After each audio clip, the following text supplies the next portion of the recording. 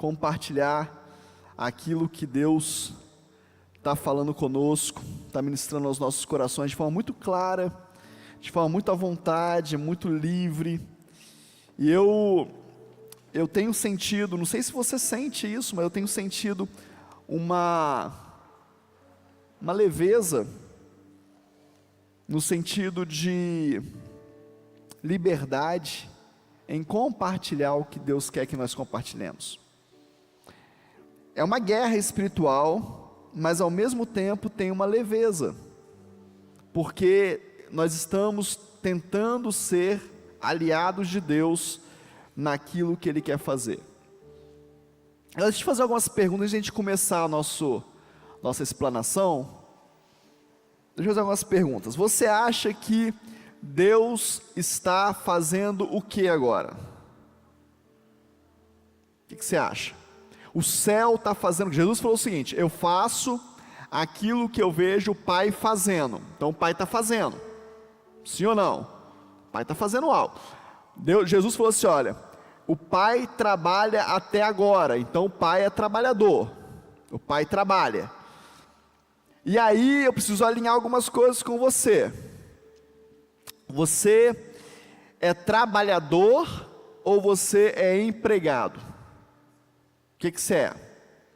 Se você não for trabalhador, se você for preguiçoso, a palavra de Deus fala para você ir ter com as formiguinhas. Sim ou não? A palavra de Deus que fala. Não sou eu que estou falando, não brigue comigo não. É a palavra de Deus que fala. Eu perguntei a uma pessoa esses dias aqui na igreja, um discípulo meu, eu falei: por que as pessoas não tomam essa atitude? Estava falando sobre um assunto específico. Será porque elas não entendem? Será que é porque eu explico, mas a pessoa não entende? Ele falou: não, é por preguiça mesmo. Eu falei: então tem que ir ter com a formiguinha. Preguiçoso vai ter com a formiguinha, né? Se for empregado, você trabalha por uma expectativa de recompensa. E é um problema. Por quê? Qual é a sua expectativa como cristão? Fala para mim, qual que é a sua expectativa como cristão? A minha expectativa como cristão é a eternidade. Mas não é essa eternidade que só começa quando Jesus voltar. É a eternidade que já começou quando eu entreguei minha vida para Ele. Quando eu entreguei minha vida para Jesus, isso me faz uma nova criatura. Então, se eu sou nova criatura, eu já estou vivendo uma eternidade com Cristo. Mas na terra, bispo? Na terra. O Espírito Santo de Deus habita, mas e a morte? Mas e o corpo glorificado? Tudo isso vai para a eternidade. O meu espírito agora é do Senhor. Quando eu morrer, o meu espírito volta para Ele. Já temos uma aliança, combinamos isso já. Combinei com Ele, falei: quando eu morrer, o meu espírito tem que voltar para Ti, porque eu sou Teu. Então pronto, está resolvido. A minha alma está sendo salva, Deus está me curando, me transformando. Se eu morrer antes dele voltar, quando Ele voltar, o meu corpo vai ressuscitar primeiro, e aí Ele vai ser glorificado e nós continuaremos na eternidade.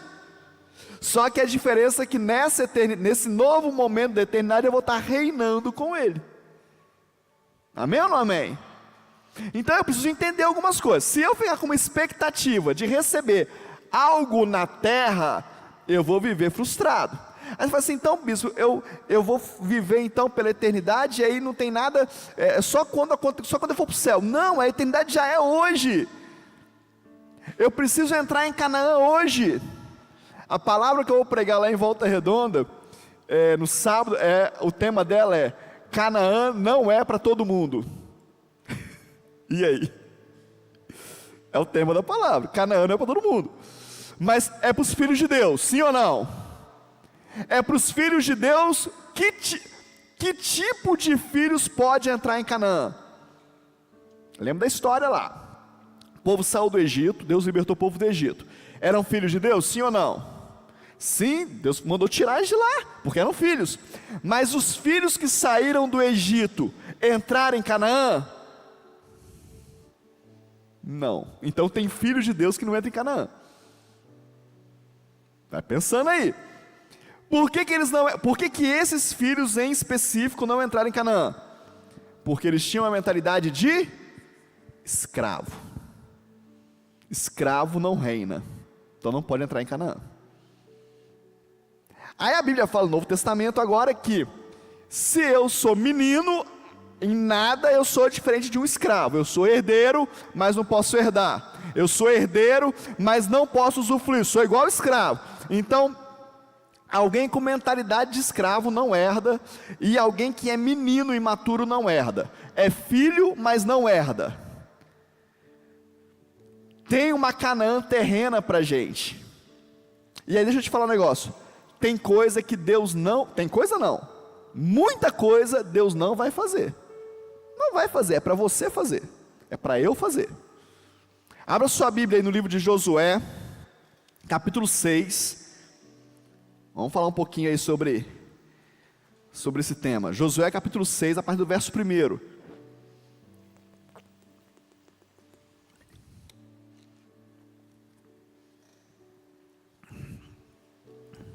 Amém? Você achou aí? Josué 6:1 diz assim: ora, Jericó estava rigorosamente fechada por causa dos filhos de Israel. Ninguém saía nem entrava. Então disse o Senhor a Josué: olha, tenho dado na tua mão a Jericó, ao seu rei e os seus homens valorosos. Ponto. Jericó está fechada por causa dos filhos de Deus. Jericó é uma cidade a ser conquistada por aqueles que estão herdando Canaã. Eles veem o filho de Deus e falam: fecha esse negócio, eles vão tomar a gente. Eles são filhos de Deus, o que a gente ouve deles é muito forte. Fecha. Aí olha só que Deus fala para Josué, vê se está na sua Bíblia aí, ó. Deus vira para Josué e fala assim, ó: tenho dado. O que isso significa, gente? Deus não está falando para Josué assim, ó: eu vou te dar. Ele está falando: olha, eu já estou dando. Eu já estou entregando para você Jericó, o seu rei e os seus homens. Mas Josué estava onde? Josué estava para lá de fora de Jericó. Mas no céu, Jericó já tinha sido tomada. Percebe não? Aí ele fala assim: e como é que faz para tomar na terra? Aí ele vai continuar falando. Ele fala: já dei para você a cidade, o rei e os homens. Vós, pois, todos os homens de guerra, rodeareis a cidade, cercando uma vez. Assim fareis por 6 dias. No céu está resolvido, Josué. Agora é você aí na terra. Como que você vai tomar esse negócio? Você tem que alinhar o coração desse povo ao meu coração. Primeiro ponto: esse povo precisa crer e ter compromissos comigo. Vou dar um negócio para você fazer que é loucura. Eu vou entregar Jericó para vocês se vocês rodearem a cidade por 6 dias. Não, peraí, Deus. Não é para entrar, quebrar o portão, estourar tudo, pôr uma bomba, sair com... Não. É rodear por 6 dias. Tem uns negócios fortes. Rodear por 6 dias. E em silêncio. Coisa difícil, né, gente? Fazer o que Deus mandou, que parece que vai dar errado, e não pode falar para os outros. Rapaz, eu estava orando, Deus mandou eu... Vê se pode. Eu estou assim na dúvida, fiz prova com Deus, o algodão molhou, o algodão secou, não sei o que, a pomba subiu, a pomba... Eu não sei... Só rodeia. Em silêncio. 6 dias vocês vão rodear. Aí ele continua falando: depois você vai rodear a cidade, cercando uma vez só. Farei isso por 6 dias. E 7 sacerdotes levarão 7 trombetas de chifres de carneiro adiante da arca, e no 7º dia rodeareis a cidade 7 vezes, e os sacerdotes tocarão as trombetas. Espera lá. 7 sacerdotes fala de perfeição, fala de totalidade de Deus. O povo precisa ver os sacerdotes na frente. O povo precisa ver os sacerdotes carregando a trombeta. Visual, precisa enxergar. O povo precisa alinhar. Os 7 sacerdotes têm que estar alinhados àquilo que eu estou falando contigo, Josué. Deixa eu falar um negócio. Sabe por que eu brigo com a liderança da igreja? Sabe o que eu quero vocês na frente da liderança? Sabe porque o povo precisa ver que vocês estão juntos, que cada um tem uma trombeta na mão, que cada um está falando, eu estou fazendo o que Deus mandou eu fazer, eu estou alinhando o meu coração ao que Deus quer. Visual. Tem um outro texto, você vê quando vai atravessar o Jordão, qual que é mais difícil atravessar, o Mar Vermelho ou o Jordão, querido? O que você acha? Mar Vermelho, muito mais. Eu sei que nessa época da travessia do Rio Jordão, o Rio Jordão estava caudaloso, mas o Rio Jordão chega em épocas que ele fica muito fininho, atravessa-se a nado e às vezes até a pé, não é difícil atravessar o Jordão, mas tem uns negócios fortes aqui, olha só, para atravessar o Mar Vermelho, para fugir do inimigo, basta que o líder toque na água, o mar abre, beleza? Para chegar na terra prometida, para atravessar o Jordão, os 12 líderes tinham que carregar a arca e pisar na água. O povo tinha que ver 12 líderes unidos entrando na água, senão não abria o Jordão. Para conquistar tem que ter unidade, para fugir um só resolve. Para conquistar tem que ter unidade, para conquistar tem que estar junto, para conquistar tem que ter aliança. E sabe qual é a dificuldade do Jordão? Sabe o que significa Jordão? Jordão significa aquele que desce. Para chegar no Jordão tem que descer, tem que se humilhar. Aquele que desce consegue conquistar. Se for na altivez, no orgulho, não conquista nada. Então por isso que o ponto de conquista da terra prometida partia do Jordão, porque só os humildes conquistam. São chaves, são verdades, são segredos que estão na Bíblia, e eu preciso entender isso como igreja. Aí ele fala assim, ó, tem que ter trombeta de chifre de carneiro diante da arca, e no 7º dia vai ser 7 voltas, 7, já falei, na totalidade, da perfeição, do compromisso de fechamento, de conclusão de Deus. E aí ele fala assim, ó, e será que no 7º dia, rodeareis a cidade 7 vezes, os sacerdotes, e tocarão as trombetas. E será que tocando-se prolongadamente a trombeta de chifre de carneiro, ouvindo voz, os unidos da trombeta, todo o povo gritará com grande brado, e o muro da cidade cairá abaixo, e o povo subirá por ele, cada um em frente, onde caiu. Quem que vai tocar o chifre? Os sacerdotes. E o povo, ouvindo o toque, começa o brado. Fala de liderança, fala de direção, fala de organização. E fala o seguinte, ó, cada um vai tomar a cidade adiante dele. Onde que o muro caiu? O muro caiu aqui, então é aqui que eu vou. Eu não vou para o outro lado, eu não vou procurar um lugar melhor para mim, eu não vou ficar olhando qual que é o melhor lugar para eu entrar. Aonde o muro cair, é ali que eu vou entrar. Eu queria trabalhar algumas coisas com vocês sobre isso, nessa noite. O que nos impede de conquistar? Quem que era? Vamos voltar um pouquinho. Quem que era esse povo que estava agora rodeando Jericó? Era o povo que saiu do Egito ou era uma nova geração? É uma nova geração. Olha para o seu irmão aí, mesmo que ele esteja longe de você, fala baixinho para ele assim, ou então faz mímica, fala assim, com velho é mais difícil. Que isso, bispo? Mas não é velho de idade não, gente. É velho de mente. É gente cabeça dura. É gente que não quer o novo. É gente que não ouve direção mais, que o que você aprendeu lá atrás um dia é o que tem que ser e acabou. Para esse povo não tem como você dar direção. Eu falei ontem aqui que esse povo é o povo mal entendido. A coisa mais difícil é você virar a cabeça de um mal entendido. Depois que ele entendeu o mal, acabou. E eu não estou acusando ninguém, pelo amor de Deus, querido. Eu estou falando para você que se eu renovo a minha mente, porque é bíblico, a Bíblia fala assim, não vos conformeis com este mundo, sim ou não? Mas renovai a vossa mente. Então a mente do crente tem que ser nova, renovada todos os dias. Se ele fala para aquele povo que saiu do Egito, que ficou 40 anos rodando ali, Ó, nós vamos tocar trombeta. Fala, Moisés, você tirou, não é nem Moisés mais, né? Mas falar para Moisés, Moisés, você tirou a gente do Egito para tocar trombetinha aqui? Você tá de brincadeira, né, Moisés? Ia falar ou não ia, gente? Falou da cebola, da carne, da falta de água, não vai falar da trombeta? Vai falar, lógico que vai. Cada um vai subir à sua frente. Dá não, Moisés. Quando o muro cair, vai ter uma entulhada danada, vai ser difícil. É melhor a gente entrar pelo portão. O portão cai de uma vez só, fica liso, a gente entra todo mundo por lá. Sim ou não? Qual o grupo que você é, filho? Se é o dos novinhos, dos velhinhos? Dos que aceitam uma direção ou que põe problema em tudo? É mais difícil entrar na terra prometida.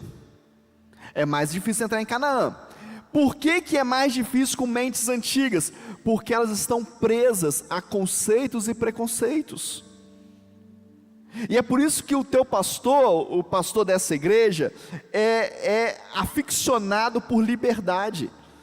Porque quando eu tenho uma mente livre no Espírito, o Espírito pode me conduzir aonde Ele quer, pode me levar a lugares que Ele quer, pode me dar terrenos que Ele quer, pode me fazer conquistar o que Ele quer, e a vontade dEle na minha vida é sempre boa, agradável e perfeita.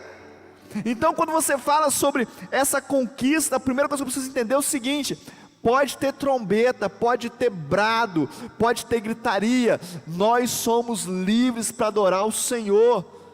Pastor, mas isso não tem nada a ver com adoração. Espera aí, vamos ver se não tem. O que é adoração? Adoração é reconhecer quem Deus é.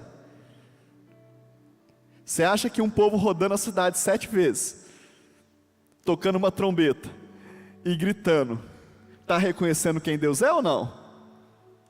Está reconhecendo o poder de Deus ou não? Então isso é adoração, querido. Adoração, eu falo assim, vamos tocar uma música de adoração. Legal, né? Tamara, você vai tocar, que tipo de música vai tocar, Tamara? Toca uma de adoração. Ué, todas elas deviam ser de adoração. É porque a adoração para a gente é worship, né? É música lenta, é toque suave. Não, querido, nós devemos celebrar adorando, nós devemos dançar em adoração, bater palma em adoração. E isso não para satisfazer a nossa alma e a nossa alma se alegrar, mas a adoração consegue nos revigorar em Deus. Miriam fez o quê? Ficou maluca e pulou? Não, ela dançou na presença de Deus, reconhecendo, adorando quem era Deus. Então isso aqui é uma adoração livre, é uma adoração em santidade. Não, bispo, santidade é outra coisa. Santidade é quando a gente fica assim, em jejum. Não, santidade é estar separado. Esse povo se separou durante 7 dias. Os 6 primeiros rodeou a cidade em silêncio, em separação, em comunhão com Deus. No 7º dia, 7 vezes, separado, obedecendo a Deus, gritaram, tocaram a trombeta, e o muro caiu. Se você quer ver Deus fazer na sua vida, se separe. Se separe de quê? Do mundo. Se separe das maneiras que você tinha aprendido a fazer lá fora. Se separe dos preconceitos que você carrega. Se separe, saia desse lugar e deixe o Espírito Santo de Deus te conduzir. Eu falei há pouco tempo na igreja, falei, Deus vai começar a mover na nossa igreja e te dar ordens que você não vai entender, só para te ensinar. Eu não estou falando algo que eu quero que aconteça, eu estou falando de algo que já aconteceu comigo, e eu entendi que Deus estava fazendo isso para ensinar a igreja. Quantos dias? Na minha casa, deitado na minha cama, 4 horas da manhã, desperta, e o meu sono é muito leve, então quando eu desperto eu não fico preocupado assim, será que Deus quer falar comigo? Porque o meu sono é muito leve. Mas desperta, aquele despertar que o sono vai embora, que parece que é dia. E eu pergunto para Deus, Deus, o que o Senhor quer? O Senhor quer alguma coisa, Deus? Aí o Espírito de Deus fala assim, levanta da cama, abre o portão e vai lá na esquina. Fala, estou ficando doido. Fazer o que na esquina? Aí Deus fala de novo, porque Ele é bonzinho, né? Ele sabe como é que a gente é ruim. Levanta da cama, abre o portão e vai lá na esquina da sua rua. E aí eu já vou pensando, vai ter alguém tentando suicídio, vai ter alguém desesperado, alguém que saiu de casa, um filho que saiu de casa, uma esposa que foi abandonada, alguém doente, alguém vai ser atropelado agora e eu vou estar lá para socorrer. A minha cabeça voa, a minha alma fica... Aí eu vou, chego na esquina, olho para um lado, nem cachorro tem, nada. Fala, Deus, o que é isso? Aí dá aquela paz, cumpriu o que Deus mandou você fazer.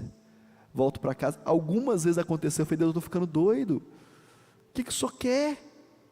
E aí um dia o Espírito Santo de Deus falou comigo, eu estou só te ensinando a ouvir a minha voz, porque vai ter um dia que eu vou mandar você fazer coisas, que você vai saber que sou eu que estou mandando, as coisas mais absurdas, você vai saber que sou eu que estou te mandando.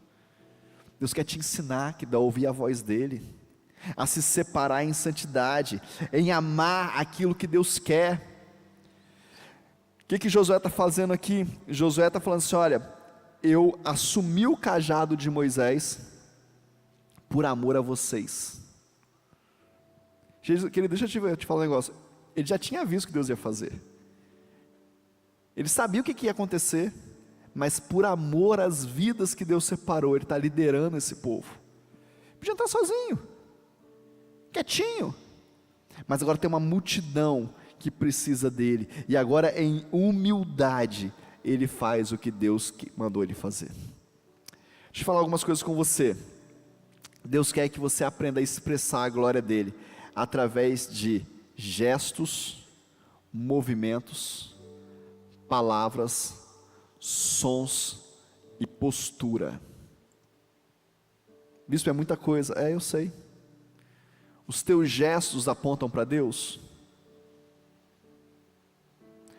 A tua postura aponta para Deus?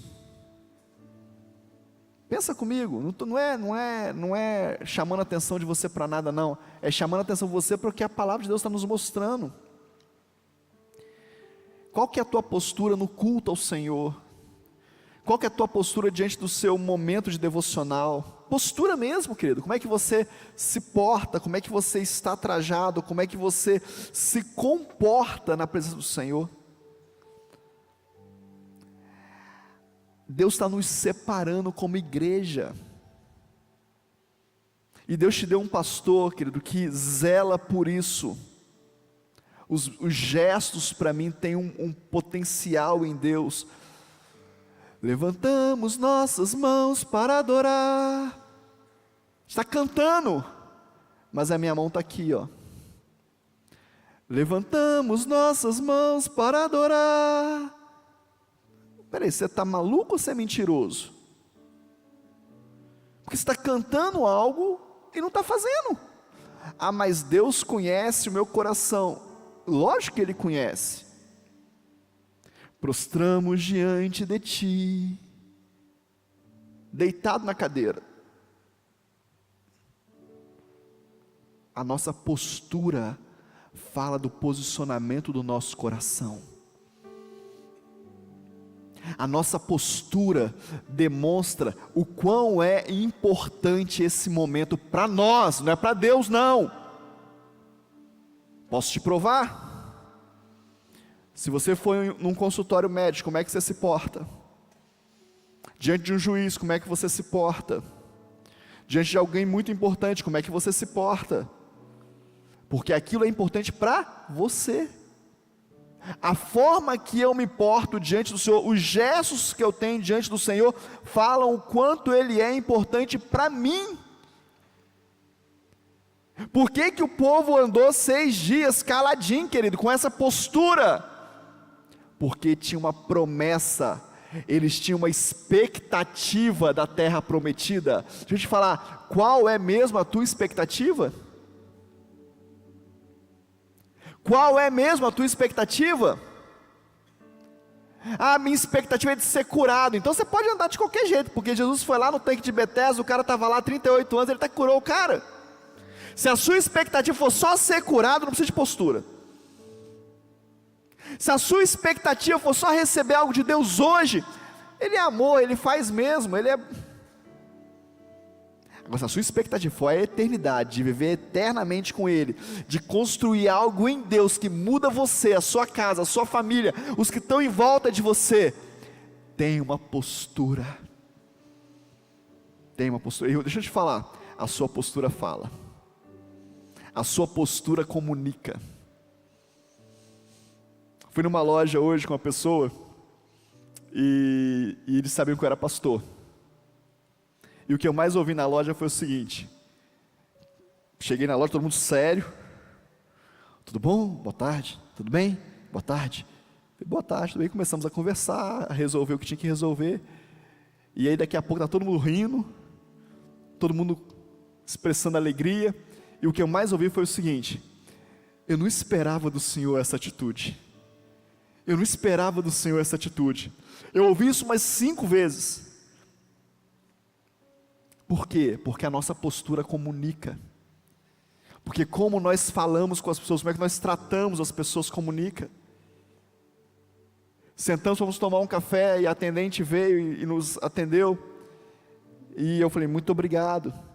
E ela trouxe o café, eu falei, muito obrigado. E ela tinha, eu falei, muito obrigado. E a pessoa falou assim, estou quase falando muito obrigado para o senhor também. Eu falei, ninguém é obrigado a me servir. E eu preciso valorizar as pessoas que servem a gente. Ah, mas ela ganha para isso, não interessa. Ela saiu de onde ela estava e veio aqui falar comigo. Ela merece ser respeitada. A nossa postura comunica. Mas a sua postura sempre comunicou, bispo? Não, já errei demais, querido. De vez em quando a pastora ela tem que me lembrar que eu sou pastor. De vez em quando a pastora ela bate na mão na minha perna e fala assim, você é pastor. Eu fico bravo, nervoso. Ela fala, você é pastor, todo mundo sabe, aguenta a mão, engole o sapo, porque a nossa postura comunica. O que mais que eu posso falar para você sobre isso? Como você tem se movimentado na direção do Senhor? Qual é o ritmo do seu movimento? Deixa eu te falar, movimentos ritmados. O som ritmado move os céus. Vou falar mais, move o mundo espiritual. Move, bispo? Move. Por que algumas religiões ficam a madrugada inteira batendo alguma coisa? Já parou para pensar nisso? Por que tem ritmos musicais, que não pode falar claramente, que a batida é ritmada, é acentuada, é assertiva, e as pessoas fazem coisas mais horrendas quando estão nesse ambiente? Porque ritmo e som tocam o mundo espiritual. Quando você fala assim, eu vou bater palma porque essa igreja bate palma. Não, querido, você vai bater palma porque celebrar o Senhor toca o céu. Você vai cantar porque o som toca o céu, porque a expressão dos seus lábios toca o céu. E a pergunta é, que tipo de som você tem liberado? E a segunda pergunta é, a que tipo de som você tem se submetido? A que tipo de palavra tem influenciado o teu coração? Que tipo de ritmo de palavras tem influenciado o teu coração? Isso vai definir quem você é em Deus. Tem coisas que eu não escuto, querido. Tem pastor, meu Deus, tem pregações que eu não escuto, eu me recuso. Tem situações que eu não me presto. Por quê? Porque vai fazer mal para mim, vai me tirar de um lugar que eu já cheguei. Eu não quero recuar, eu quero continuar crescendo, então eu não me submeto a isso. Tem ritmos que deixam você deprimido. Tem músicas evangélicas, gospel, que te deprimem, porque não foram inspirados pelo Espírito Santo, não tocaram o céu. E eu preciso ser maduro o suficiente, não criança, para saber aquilo que toca o coração de Deus e aquilo que não toca. Como eu sei disso, bispo? Quando eu conheço o que toca, o que não toca me chama a atenção. Eu falo, isso aqui não é. E eu não estou julgando o que é, não estou falando de ritmo, de se é rock, se é pagode. Isso, querido, deixa eu te falar, isso é o de menos. Isso é o de menos. Eu não estou falando de tipo de instrumento. Eu sou da época que bateria era do diabo. Imagina se fosse ainda. Ainda bem que ele largou mão, né? Ele falou, não quero não. Aí a gente pôde pôr na igreja, porque ele não quis mais. Deve ser isso, né? Porque agora pode. Então não é isso que eu estou falando. Eu estou falando de coisas que são construídas para tocar a sua alma, para desgraçar a sua alma, para deixar você tomando atitudes almáticas, palavras, declarações que beiram a vingança cristã, que beiram um sentimento de um dia eu vou conseguir. Se você conseguir, glória a Deus por isso, querido. Dá a mão para o irmão que não conseguiu e chama ele para ir junto com você. Eu não estou aqui para isso, você não está aqui para isso. Imagina, se Josué estivesse olhando para trás, olhando para os que ficaram, e falasse, bem feito, está vendo aí? Ó? Eu vou entrar e vocês não, está vendo? Eu sou mais do que você. Não é isso. Eu preciso entender que tipo de som eu tenho falado e que tipo de som eu tenho me submetido. Se você só ouve problema, você vai transmitir problema. Deixa eu te falar outra coisa. Os seus movimentos vão expressar a sua obediência, a sua permanência e a sua perseverança. Quantas vezes você se movimenta em direção a Deus? A palavra dele, a presença dele, a comunhão dos santos, os seus movimentos vão mostrar o quanto você é obediente, o quanto você tem permanência e perseverança. Muitas vezes eu não quero fazer o que eu tenho que fazer, querido. Muitas vezes eu não quero ir a lugares que eu tenho que ir. Muitas vezes eu não quero entrar na presença de Deus naquele momento, porque eu sei que Ele vai tratar a minha alma. Muitas vezes o diabo sopra no seu ouvido, porque já soprou no meu. Não vai na igreja hoje não, você não está bem, você já pecou, você brigou com teu marido, não brigou? Você não brigou com a sua filha? Deus nem vai ouvir o seu louvor hoje. Sabe qual que é o dia que mais acontece isso? Num dia que intitularam de dia da ceia. Quantos irmãos deixam de vir à ceia porque estão em pecado? E esse deveria ser o primeiro lugar que eles deveriam estar. Porque a palavra de Deus fala que aquele que se arrepende e deixa, alcança misericórdia. Não tem nada mais importante do que o sangue de Jesus, querido. Não tem nada mais purificador do que o sangue de Jesus. Tudo que eu posso, tudo que sou, tudo que faço, tudo que represento, só é por causa do sangue de Jesus. Então o lugar que eu tenho que estar é na celebração do derramado sangue de Jesus. Mas o diabo inventou uma mentira no meio da igreja evangélica, e falou assim, ó, examine-se pois o homem a si mesmo. Se eu for me examinar, querido, eu não tomo ceia nunca. Sim ou não? Você toma? Vem me ensinar, vem pregar aqui. Vem ensinar a gente. Sabe por que a gente se acha santo? Porque a gente não peca o pecado do irmão. Mas eu não briguei com a minha esposa, Paulinho. Você brigou? Não toma ceia. É pecado, sabia? É porque eu me avalio pelo teu pecado e não pela santidade de Deus, porque pela santidade de Deus eu sou indigno. Sim ou não? É o sangue de Jesus que me justifica e me dignifica para estar na presença dEle. Se não for isso, não é nada. Paulo está falando assim, dá uma sondada no seu coração e vê quais são as motivações que te fazem estar aqui na ceia. Examina a tua postura, o teu movimento e as tuas motivações. É isso que Paulo está ensinando. Mas nós vamos eleger agora aqui 10 pecados e vamos dizer, examine-se pois o homem a si mesmo, vê se tem 10 pecados, um desses, você caiu num desses, você foi pego em um desses, foi, então não toma ceia, você está em pecado. E nos outros 3 milhões, eu faço o quê? E na motivação errada, e na palavra maldita, e no gesto de acusação, eu faço o que com isso? Eu venho para a ceia, sabe por quê? Porque eu vou celebrar o meu Jesus, que derramou o sangue dele por mim, mesmo sendo quem eu sou. E eu amo Jesus. E diante da santidade dele, eu continuo indigno, se não for o sangue dele na minha vida. Amém? Você está sendo liberto aí nessa noite? Os meus movimentos vão mostrar a minha obediência. Os meus gestos falam da minha fé. Toca a trombeta, isso é gesto. Fala da minha fé. Qual é o gesto que você faz para o irmão caído? Lembra da parábola lá do bom samaritano?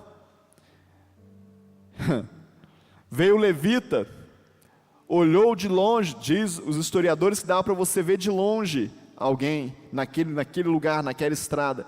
Eu não posso passar ali, eu não posso me contaminar, porque eu vou agora servir no templo, e se eu tocar em alguém que está machucado, sangrando, imundo, eu vou me contaminar, eu não posso fazer isso, então eu passo de largo. O gesto é passar de largo. O sacerdote passa de largo, e ele não estava errado. A gente detona o sacerdote, mas dentro da lei ele fez o que era certo. Se ele quisesse servir no templo, ele não podia fazer mesmo. Mas vem um samaritano, e não só levanta o machucado, investe no machucado, paga a hospedaria, derrama óleo e vinho, e diz: se alguma coisa precisar ainda, quando eu voltar eu pago. Isso são gestos. Você tem fé para isso? Você tem fé para você investir em alguém que está caído? Você tem fé para dar a segunda oportunidade para alguém que errou de novo? Alguém me contou hoje, dizendo para mim assim: Bispo, eu tive um sonho, e nesse sonho aconteceu isso, isso e isso. O que o senhor acha? Eu acho que você devia pegar seu telefone e ligar para essa pessoa. É porque o sonho era mais ou menos assim: alguém estava morrendo, e essa pessoa estava vendo. Ou você precisa salvá-la, ou no mínimo você que está matando ela. Pergunte para ela: fiz alguma coisa que te feriu de morte? Tem alguma coisa entre eu e você que está te matando? Porque Deus está me mostrando, e eu preciso te salvar. Isso é gesto. Tem fé para isso? Nossa, pastor, mas a pessoa fez tanta coisa errada comigo, mas é um gesto de fé. E deixa eu te falar, se prepare para uma igreja que vai ter gestos de fé com todo mundo que entrar. Se prepare para uma igreja que você vai ver pessoas mais estranhas entrando nesse lugar. Se prepara, estou te avisando. Depois não fala que eu não te avisei. Porque nós vamos estender a mão para todos aqueles que Jesus quiser salvar. Não sou eu que salvo. Não é a igreja que salva, é Jesus. E quem transforma não é a igreja, não é o pastor, não é a liderança. Quem transforma é o Espírito Santo. Mas nós vamos deixar Ele à vontade neste lugar. Amém ou não amém? Silêncio. Mandou ficar em silêncio. Silêncio fala de esperança. Silêncio fala de paciência. Esperei com paciência no Senhor, e Ele ouviu o meu clamor. Aprenda a esperar. Tem hora que é hora de se calar, querido. Tem períodos na vida que é silêncio, é boca fechada. Tem períodos na vida que a alma está gritando, que o velho homem está berrando, mas é hora de se calar, é hora de... Deixa eu te falar, cuidado para você não estragar a vida dos outros. Cuidado para você não estragar aquilo que Deus está fazendo na vida dos outros, na sua casa, na sua família. Quem já chegou em casa assim num dia muito difícil, aquele dia terrível, aquele dia que quase tudo deu errado, e você chegou em casa e encontrou sua esposa feliz da vida? Ai, querido, eu vou te falar o troço difícil. Você chega e fala: oi, amor, tudo bem? Fiz uma jantinha para nós. Você quer... Os homens sabem o que eu estou falando.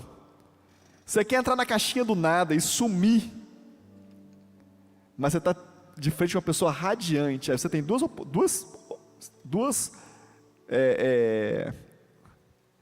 opções para decidir. Ou você destrói a vida dela, a noite dela, e aí ficam dois destruídos, ou você deixa ela te contagiar? E na maioria das vezes, o que a gente escolhe? Destruir a vida do outro e ficar a dor destruída. A gente senta na mesa, tô falando de mim, tá, querido? Bicudo. Aí o amor da sua vida fala assim: o que foi, bem? Aconteceu? Não, nada não. Fala. O que é? Nada não. Fala. Sabe o que é? Aconteceu isso. Tá doido falar. Aí vomita tudo na mesa. Aí ela olha e fala: poxa, amor, que pena. Agora somos dois acabados. Para quê? Por que a gente fez isso? E sabe que a gente faz isso, querido? Porque a gente está preso na nossa mente, na nossa alma. Nós somos escravos dos nossos sentimentos. Experimenta deixar esse papel que você estava desenvolvendo até agora, no lugar que você desenvolve ele, e começar a desenvolver um novo papel onde você chegou. Estou querendo dizer para você: eu sou pastor na igreja, sim ou não? Sou seu pastor, amém ou não amém? Pastor é pastor em tempo integral, não tem jeito. Eu sou pastor aqui, quando eu sair na rua eu sou pastor, as pessoas me chamam de pastor, não tem jeito. Mas antes de eu ser pastor, quando eu chego na minha casa, eu sou marido da Carla. E o pastor tem que sair de cena. Então os problemas da igreja tem que ficar na igreja. Os BO de gabinete tem que ficar no gabinete. E eu tenho que chegar lá só marido. Quando eu encontro com o Pedro e com a Letícia, agora eu sou pai do Pedro e da Letícia.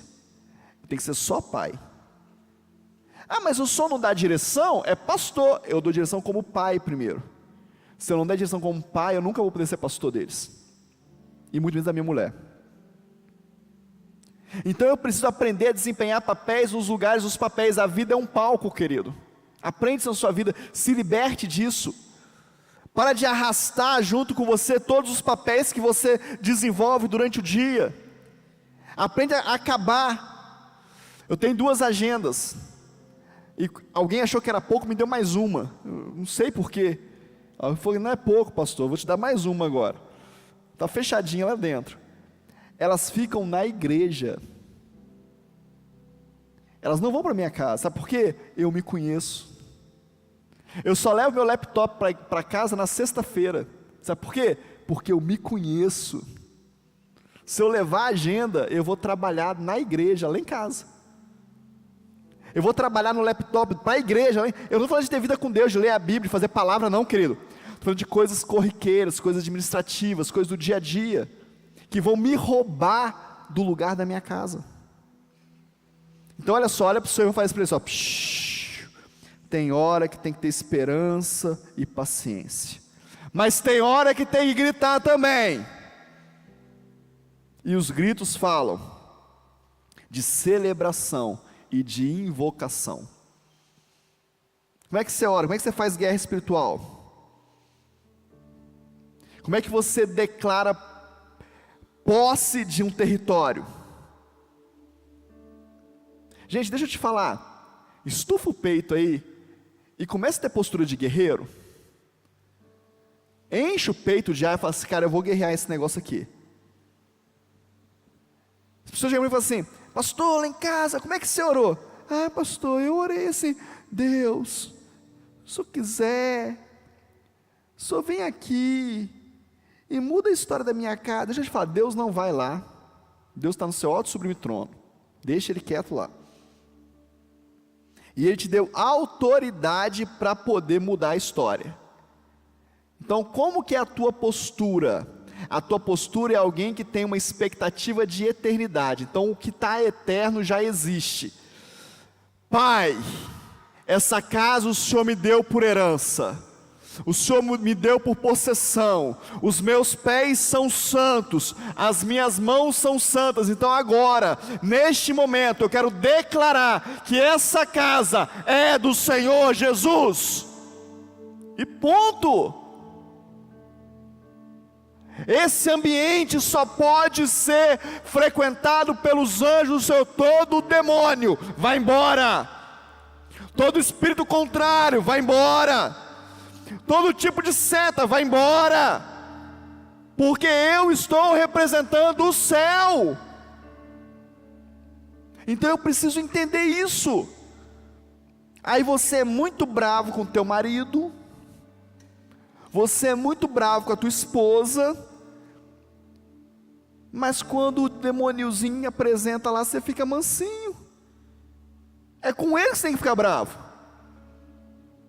É com ele que você tem que usar de palavra de autoridade. Deixa eu te falar, pisa nos lugares que Deus te deu.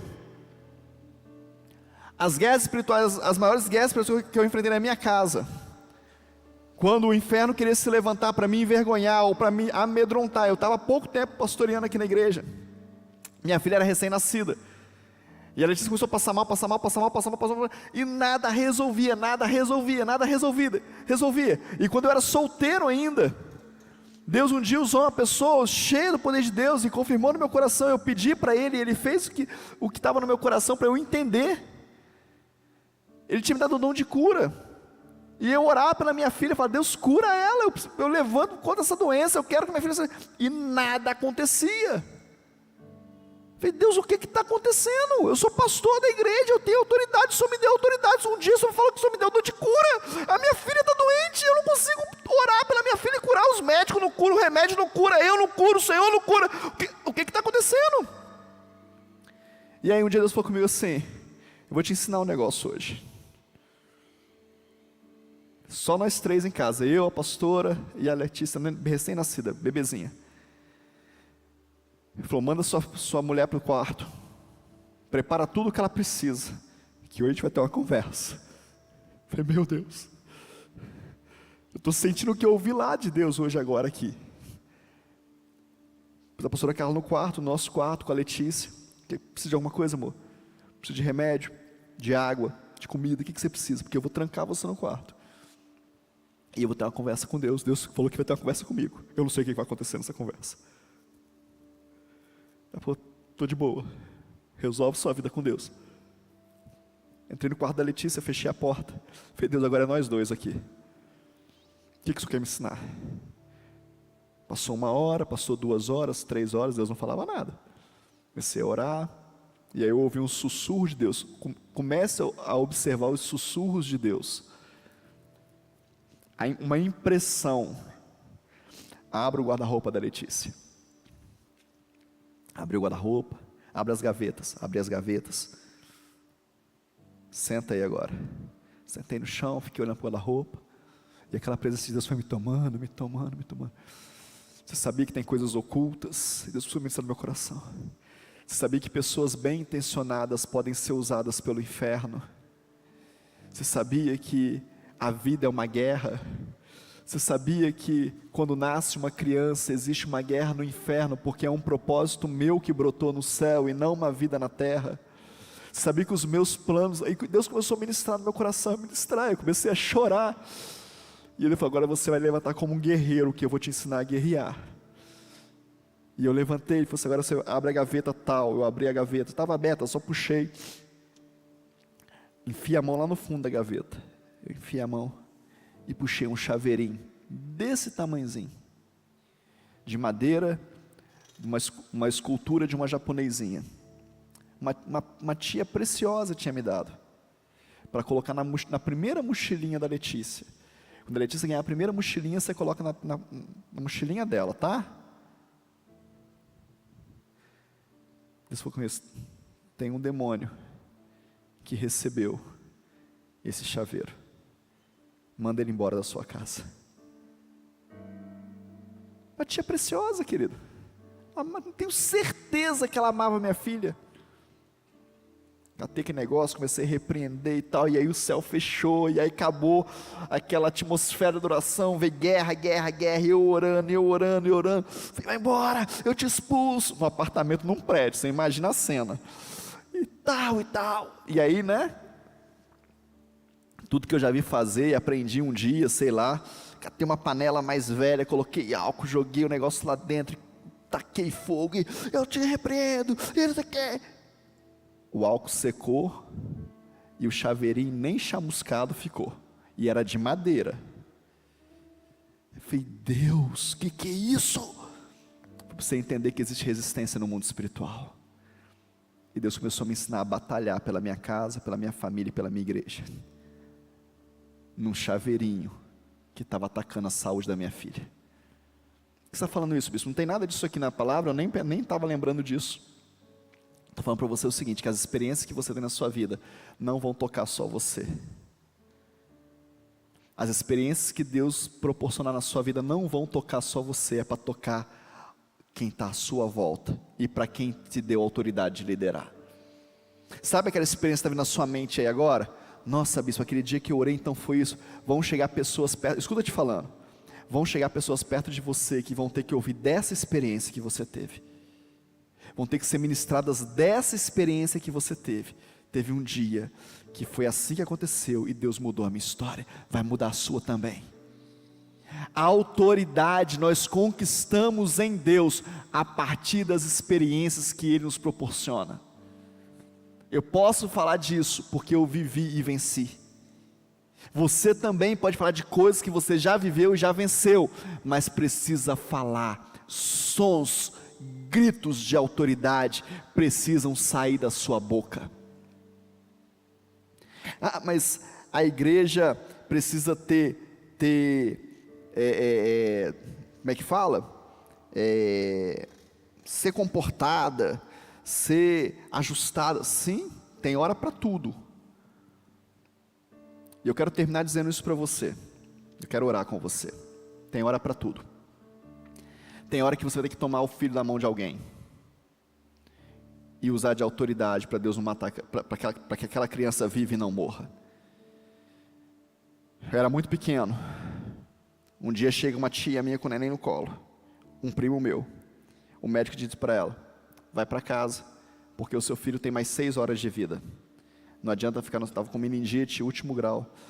Não adianta ficar no hospital mais, não tem o que fazer. Então é melhor que ele morra com você do que morrer no hospital num lugar frio. Leva para casa.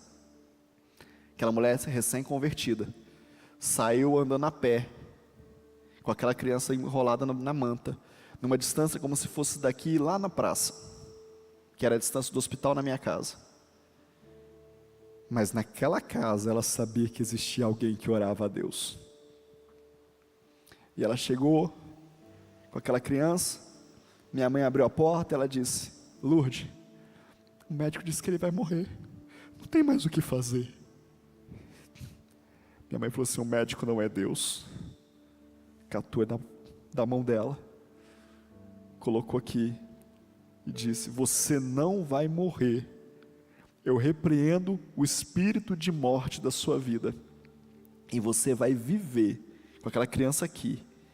Eu lembro direitinho da minha mãe saindo, entrando no banheiro da casa, abrindo o chuveiro, olhando para trás com a minha tia: vou dar um banho nele. E entrou no chuveiro com roupa e tudo, com aquela criança no colo, e começou a tirar a roupa daquela criança, e ela com roupa toda molhada. E daqui a pouco o meu primo levanta, começa a respirar, começa a reagir, e fala com ela assim: Teteia, porque era como ele chamava ela, Teteia, me dá Coca-Cola. Minha mãe olha para trás e fala: Paulinho, vai comprar Coca-Cola. Eu não estava morrendo, gente. Está vivo até hoje, porque alguém vai ter que usar de uma experiência de autoridade. Sabe quantas vezes minha mãe teve no leito de morte, querido? Pelo menos umas 10. Ela sabe o que é a morte. Um dia ela chegou pra gente, disse pra gente: a gente era moleque, sozinho em casa. Ela começa a passar mal. E nós começamos a orar: Senhor, cura minha mãe, cura minha mãe, cura minha mãe. Meu pai na igreja pregando. E ela disse pra gente assim: filhos, com a voz muito fraquinha, sai do quarto, porque a mãe vai morrer. E eu não quero que vocês me vejam morrer. Nós saímos do quarto, fomos para o quarto da minha irmã e começamos a clamar: Deus, cura minha mãe, cura minha mãe, cura minha mãe. E Deus desceu daquele quarto. Eu tinha 11 anos. Naquele dia Deus curou minha mãe e me batizou com o Espírito Santo, dentro do quarto da minha irmã. Ela sabia o que era morrer, querido. E para quem sabe o que é morrer, sabe guerrear contra a morte. As experiências que você tem é para te fortalecer. E deixa eu te falar, chegou um tempo da igreja ser forte. Chegou um tempo de você estufar o peito e guerrear pela tua igreja, e guerrear pelo teu Deus, e guerrear pelo teu Senhor, e levantar a sua bandeira e dizer: eu sou do Senhor e Ele é meu, eu sou do meu amado e Ele é meu. Chegou a hora de você assumir a responsabilidade em Deus na sua vida, seja com gestos, com atitudes, com palavras, com silêncio, seja da forma que for nesse momento, assuma o seu lugar em Deus. Tem uma Canaã terrena, tem uma estratégia do céu. Se você juntar a estratégia do céu com a promessa da Canaã terrena, você vai conquistar o que Deus tem. Amém? Glória a Deus. Posso ouvir um glória a Deus? Fique de pé, vamos orar. Vamos falar com Deus. Se deixar só o teclado, pode deixar.